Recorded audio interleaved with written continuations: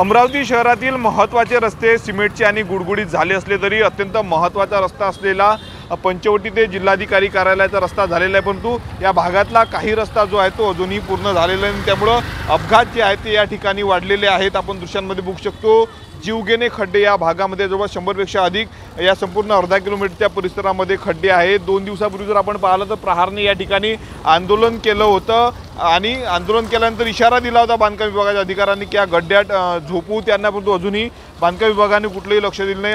हे खड्डे वाचवण्याच्या याच्यामध्ये जर आपण पाहिलं या ठिकाणी छोटे मोठे अपघात जे आहेत ते झालेले आपण बघू शकतो। या ठिकाणी अशा पद्धतीनं मोठे खड्डे आहेत, जवळपास हा 5 फूट रुंदीचा जो आहे तो खड्डा आहे आणि खोल संपूर्ण खड्डा आहे, परंतु अजूनही यामध्ये कुठलीही डागडुजी जी आहे ते बांधकाम विभागाने केली नाही। त्यामुळे या ठिकाणी छोटे मोठे अपघात होत आहेत। अपघाताला कोण जबाबदार असा प्रश्न जो आहे तो या ठिकाणी नागरिकांनी व्यक्त केलेला आहे।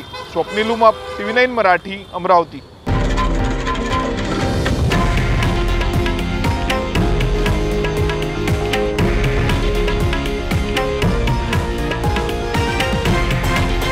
हे आहे देशातील नंबर 1 न्यूज नेटवर्क आणि आपण पाहत आहात TV9 मराठी, एकमेव।